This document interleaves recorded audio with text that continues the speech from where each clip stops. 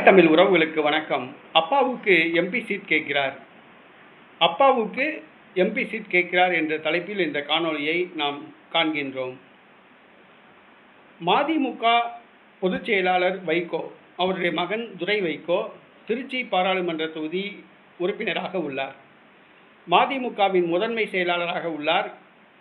ஒரு சில நாட்களுக்கு முன்பாக நாடகத்தை அரங்கேற்றினார்.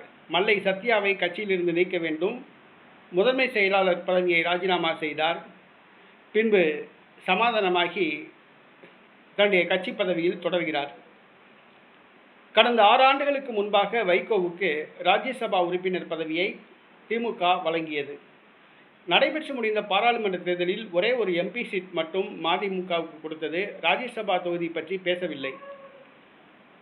வைகோவுடைய அந்த 6 ஆண்டு காலம் பதவிக்காலம் முடிவடைகிறது. அந்த வைகோ காலியாகிற அந்த பதவிக்கு மீண்டும் மதிமுகவுக்கே வழங்க வேண்டும் என்று வைகோ கோரிக்கை வைக்கிறார். ஆனால் திமுக மக்கள் நீதி மய்யம் தலைவர் கமலஹாசனுக்கு அந்த ராஜ்யசபா எம்பி பதவியை கொடுக்க முன் வந்துள்ளது. உதயநிதியும் கமலஹாசனுக்கு பரிந்துரை செய்கிறார். இந்த சூழ்நிலையில் மதிமுக பொதுச் செயலாளர் வைகோ அவர்களுடைய மகன் துரை வைகோ அவர்கள் ராஜ்யசபா எம்பி பதவி தன்னுடைய தந்தைக்கே வழங்க வேண்டும், கமலஹாசனுக்கு வழங்கக்கூடாது. கடந்த பாராளுமன்ற தேர்தலில் ஒரு தொகுதி தான் எங்களுக்கு வழங்கப்பட்டது. ராஜ்யசபா எம்பி சீட் காலியாகும் பொழுது பேசிக்கொள்ளலாம் என்று நீங்கள் சமாளித்தீர்கள். இப்பொழுது காலியாக போகிறது. தன்னுடைய தந்தையின் பதவிக்காலம் முடிவடையப் போகிறது. அந்த எம்பி பதவியை தன்னுடைய தந்தைக்கே வழங்க வேண்டும் என்று துரை வைகோ கோரிக்கை வைத்துள்ளார். ஆனால் வைகோ பாலசாமி அவர்கள் ராஜ்யசபா எம்பி சீட் கொடுக்காவிட்டால் வருகிற சட்டசபை தேர்தலில் மதிமுகவுக்கு 15 எம்எல்ஏ சீட் வேண்டும் என்று கோரிக்கை வைத்துள்ளார். ராஜ்யசபா எம்பி சீட் கொடுத்தால் 6 சட்டசபை தொகுதிகளை பெற்றுக்கொள்ள தயார்.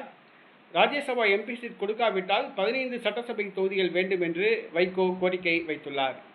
ஆனால் அவருடைய மகன் துரை வைகோவோ தன்னுடைய தந்தையை ராஜ்யசபாவுக்கு மீண்டும் அனுப்புவதிலேயே குறியாக உள்ளார். தன்னுடைய தந்தைக்கு தான் ராஜ்யசபா எம்பி சீட் வழங்க வேண்டும் என்று ஒற்றை காலில் நிற்கிறார். ஆனால் திமுக இதை எவ்வாறு சமாளிக்கப் போகிறது என்று தெரியவில்லை. மு.க. ஸ்டாலின் கமலஹாசனுக்கு அந்த ராஜ்யசபா எம்பி சீட் கொடுப்பதில் உறுதியாக உள்ளார். உதயநிதி ஸ்டாலினும் பரிந்துரை செய்கிறார்.